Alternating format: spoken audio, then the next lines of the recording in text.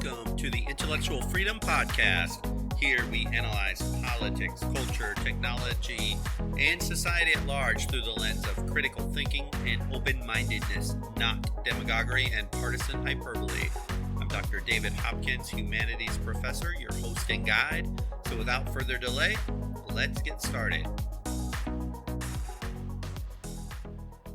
The primary goal of politicians today is to control and confuse us, not to inform us, to logically convince us, or bring us all together as a nation. If they achieve getting us angry and confused, they then control us. And once they do that, they will succeed in dividing the American citizen into tribal camps. Many would say we're already well past that, and these tribalistic political parties have driven a wedge that can't be removed. But think about this. How many times does your anger rise from just the mere mention of the other side in politics, whether it would be friends, online articles, or news stories that don't go along with your preconceived biases? I mean, it happens to everyone. It happens to me. It's really a terrible way to live, though. It's a life of anger, anxiety, and fear, which I hope by the end of this podcast, we can relieve some of it. You know that uneasy feeling we have in our gut from all the nonsense being shoveled at us during election season? Let's try and get beyond it. There's this quote I tell my students in class all the time. Life is a tragedy for those who feel, but a comedy to those who think. Fascinating quote. Life, let's break this down. Life is a tragedy for those who feel. If you are always worked up, if you're always on that emotional roller coaster of way at the highest high to the depths of anger and despair, life truly is a tragedy. But actually, if you learn to think critically, use your mind, your intellect, you have open-mindedness, you have a wide perspective of things, and as you take in all these things in our political world, for example, you can see it with a depth and a distance. Actually, human beings are incredibly comical in so many of the things that we hold out as just end-all, be-all, end-of-the-world type stuff. So hopefully this podcast is going to bring some things. I mean, I think we know them just intuitively, but if we really just stop to listen without bias and we rationally analyze the messages that the politicians are pushing out to us during election season, the depths to how far so many in our country and our society have fallen from being an open thinking democracy, it's actually kind of scary. Or, watching those political ads.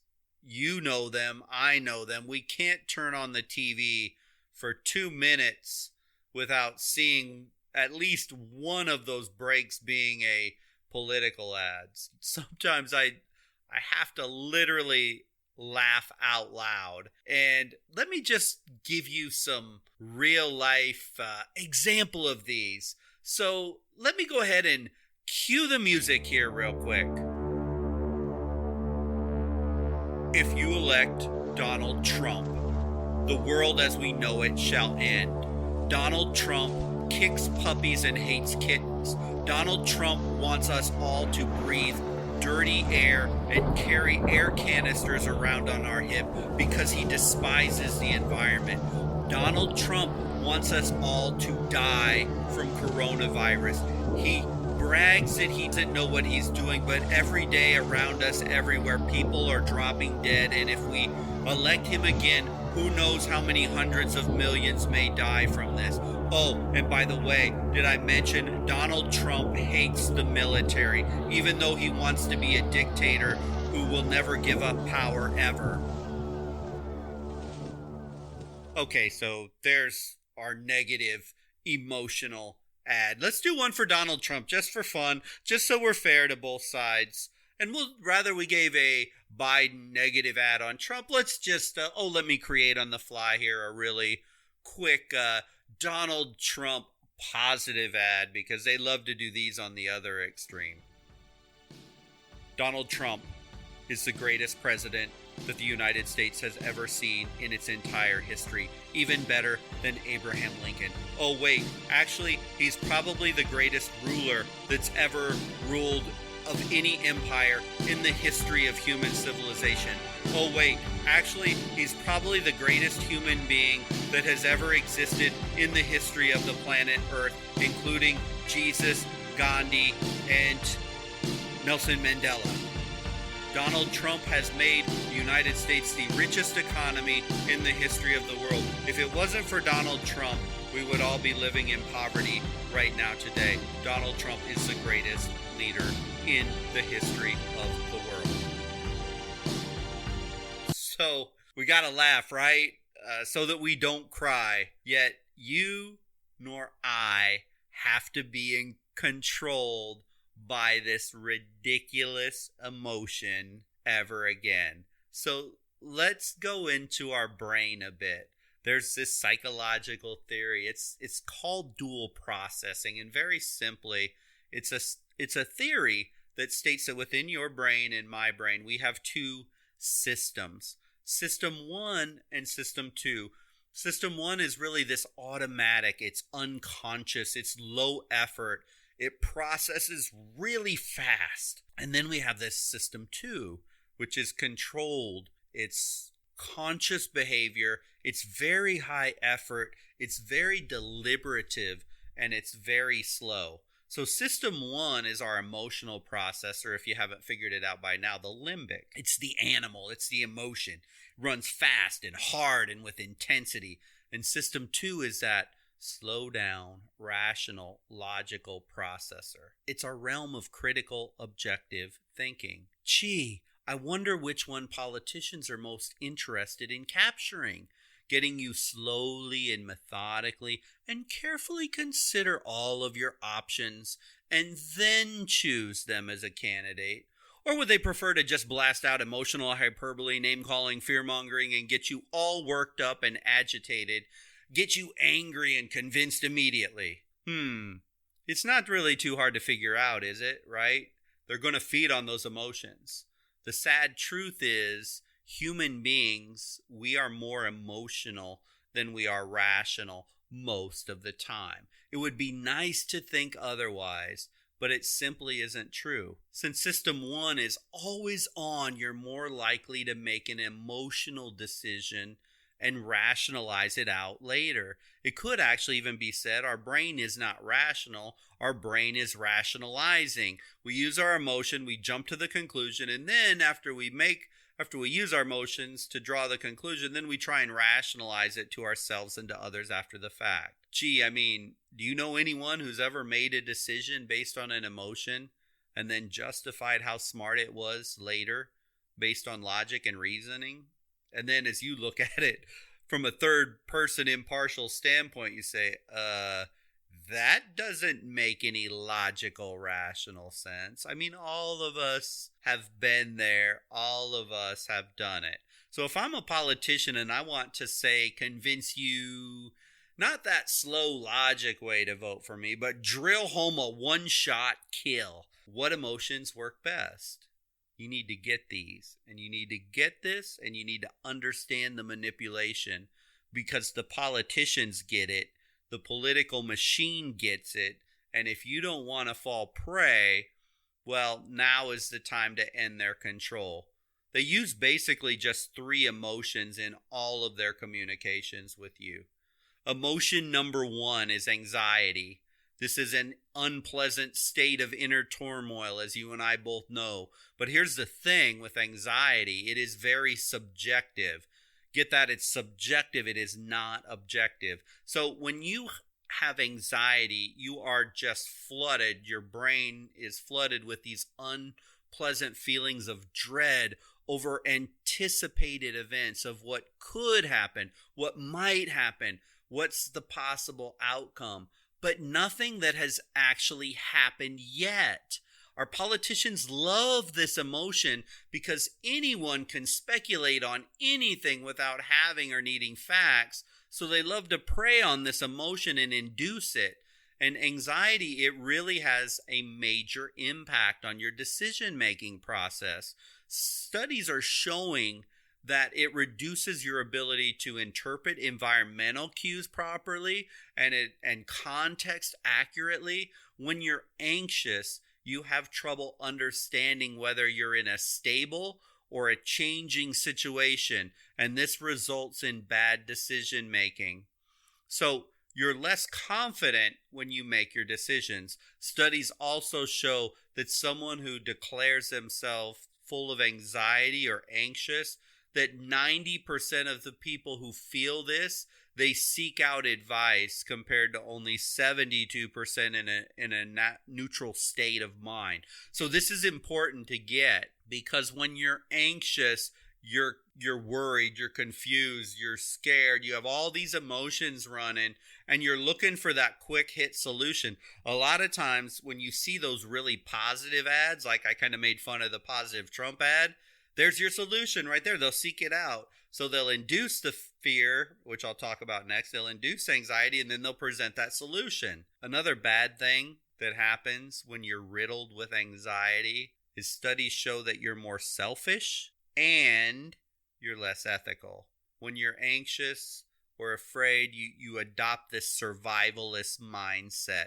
And think about it. That emotion is being preyed on right now. We hear in the media every single day with this election, this may be the most important election in the history of the world. If Joe Biden isn't elected, this world's going to fall to this. If Donald Trump isn't elected, we're going to fall to this. Literally, like we're going to fall back to the dark ages of the planet Earth if one or the other president isn't elected. It's powerful. We see it, and we like to think that we don't accept it, but yet, if we honestly step back, how anxious have you been recently if you do have a strong political opinion one way or the other, that the other one is going to get elected? It's dangerous. Emotion number 2 is anger. Anger or wrath is an intense emotional response. It involves strong, uncomfortable responses of a perceived provocation. Often it's indicated when one's basic boundaries are violated, actually, physically. But politicians love you angry. Angry people are very primal people. They're using that primal part of the brain, and they're ready to fight. They're ready to strike out. They're ready to take action. And when you get in that state, that politician gets you to pull out your pocketbook, gets you to go vote, gets you to volunteer, gets you to go on social media and rail on the other side, gets you to do something. Anger is a very active emotion.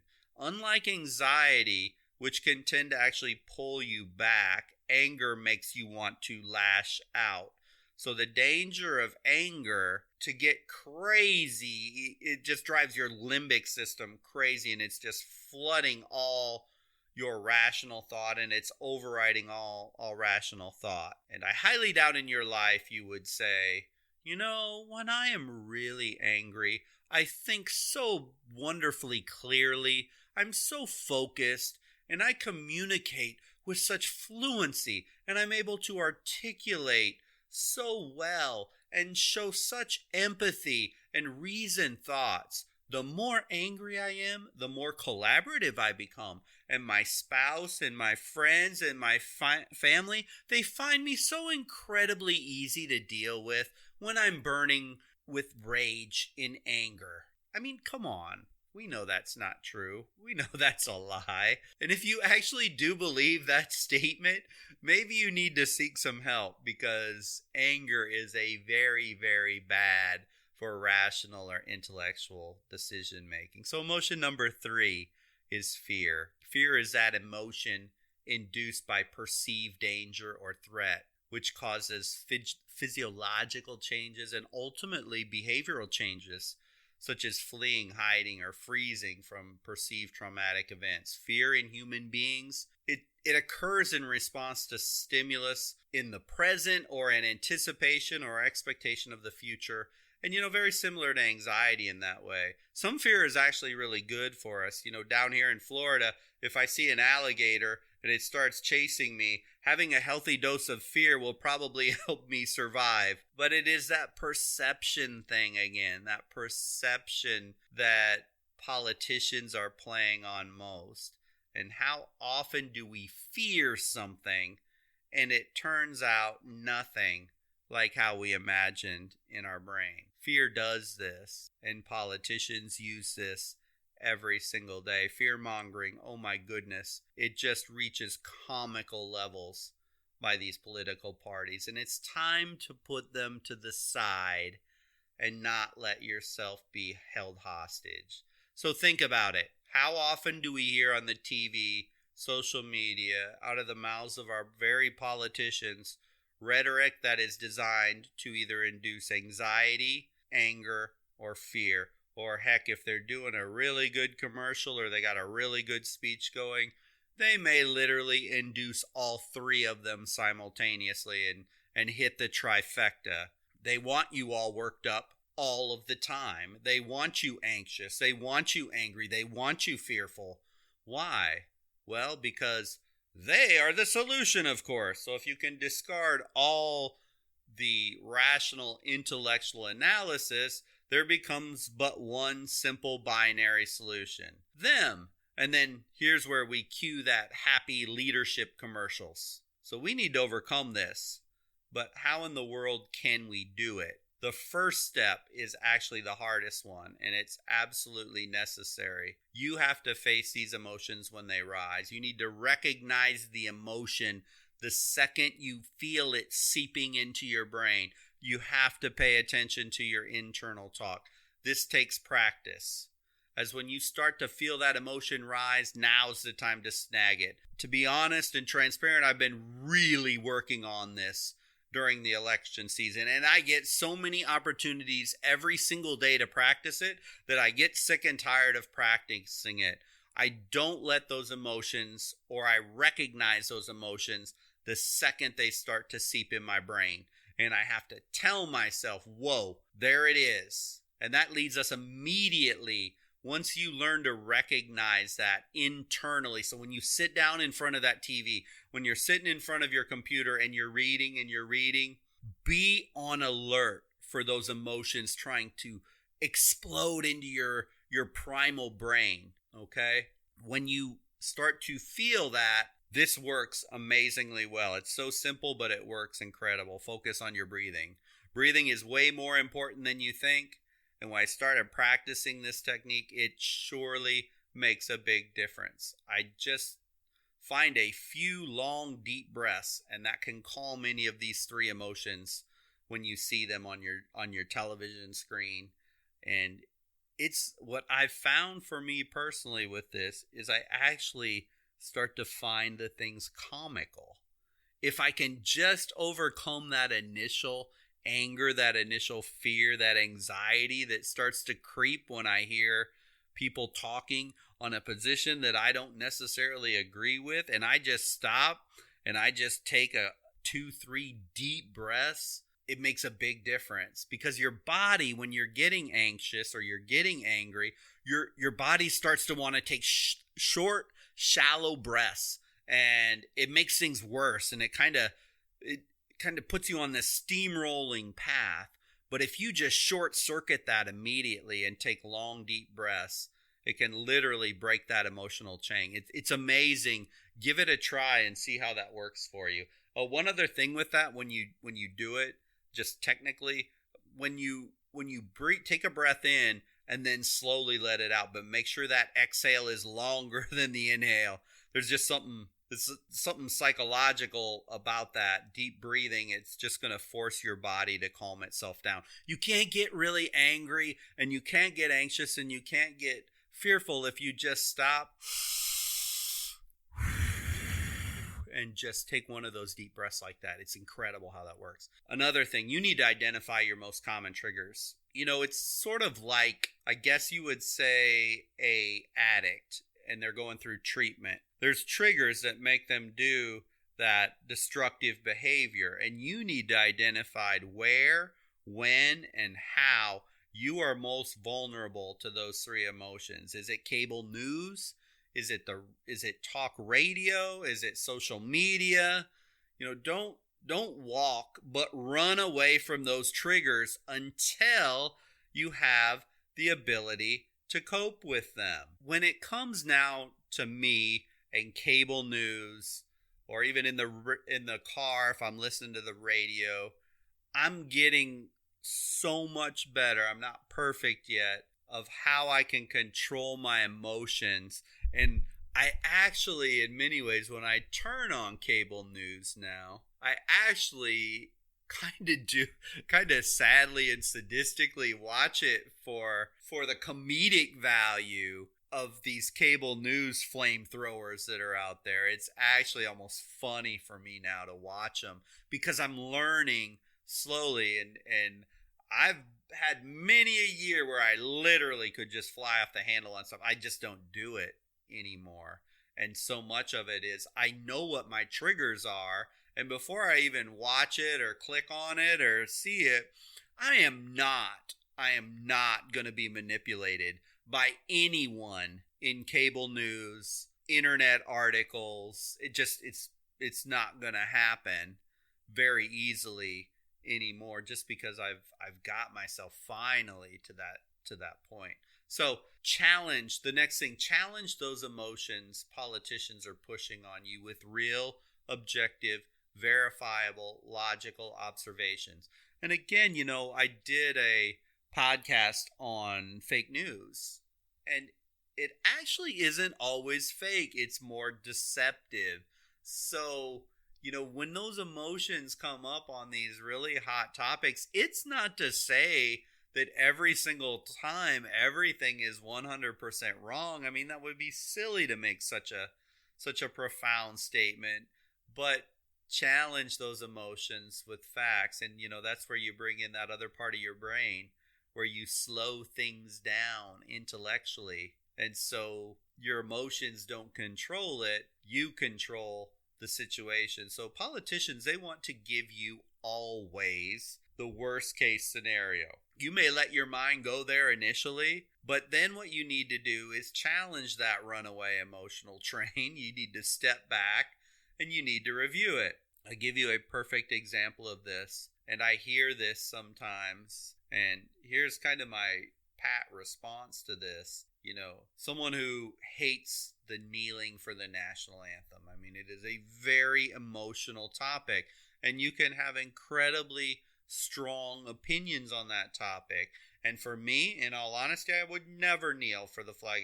It's not what I would do. But when I'll hear things like this, I'm never going to watch another NFL football game because 2 of the players on my team were kneeling during the national anthem. I'm done with football. I'll hear that conversation or see it in an online post or wherever. But if you think about it, my response to that person could be, well, that means 98% of the team actually stood and honored the flag. That is beyond an overwhelming majority who honor the flag. So don't let yourself go to the worst place. And again, if someone decides they expect 100% compliance to feeling pride in the nation, I mean, that's their choice to come up with that. But you see, some people let the emotion of the thing get away. Think about it. In this country, when in the history of this country have you ever had this country agree or do something at a 98, 95% rate? It's just almost unheard of. Step back from it just a couple steps and say, goodness gracious, in the discord that's going on in this country, where probably this next election is going to be decided 51, 49, 52, 48, that you can turn on a football game and you see one guy or 2 people kneeling out of 65, 70 players and another 20 or 30 support staff. That's pretty impressive, actually, that you would get at that. Just a thought, and that's one example of don't let your emotions control everything. You can have the emotion, you can have the opinion, but it's so important that all of us have this ability to step back, this power, this incredible use of your brain that you can tap into and access to validate and verify an opinion on any given topic. Another one, physically release yourself. Walk, go outside, go to the gym, just physically do something. It truly is a fact that physical activity, it'll reduce stress, it'll reduce fear, it'll reduce all kinds of negative emotions. It'll flood some positive endorphins back into your body. I'm not saying you have to go to the gym and work out for 3 hours. Maybe it's just go outside, take a walk or two around the block, take a walk around a couple blocks, and that's it. But you need to get out and you need to do physical activity because that has a big thing. After you do that, decompress, reevaluate that emotional process you just experienced and how you can handle it differently the next time. Your goal in all this should be to win the war. And yes, there is a war against political manipulation by the DNC and the RNC. It is an incredibly empowering thing when you can't be manipulated or moved by those big three negative emotions beyond politicians. Don't let anger, fear, anxiety drive wedges between your friends, your family, your community by a politician who simply wants to manipulate you and your family for their own end. You may not view it this way, but you are in a war with these politicians, whether you like it or not. It isn't a game for them. It is high stakes, winner take all, full hand-to-hand combat for them. They will do anything, and they are fighting for the power of the country. And by any means necessary, they will manipulate you. This doesn't mean, though, you have to be swept away mentally as a casualty. You can go through this drama not stressed out, not anxious, not fearful, and not angry at every little political gyration. I do want to say again, I totally understand if you have very strong feelings and you've thought through and you've justified and you validated yourself intellectually on this election. Not trying to mock or make fun of any of that because I have strong political feelings too. But we don't have control of these sweeping cultural and social things, and we don't always get to elect the president we want. But what we do have control over is our own emotions, our own feelings, and our own thoughts. And in this realm, we can regain some basic human dignity and empathy for all Americans, even when we disagree, and take it away from those zealots and demagogues in the RNC and the DNC that are peddling this anxiety, this fear, and this hate. Thank you for listening to the podcast today. I hope you found value in this topic. We, as Americans, we don't have to get played by the politicians. We can and should all learn to manage our emotions, not just for ourselves, but for the benefit of the entire country. Remember, I generally publish new episodes every Monday and Wednesday, so if you click like or follow, you'll be alerted when new episodes come available. Until the next episode, I hope you have a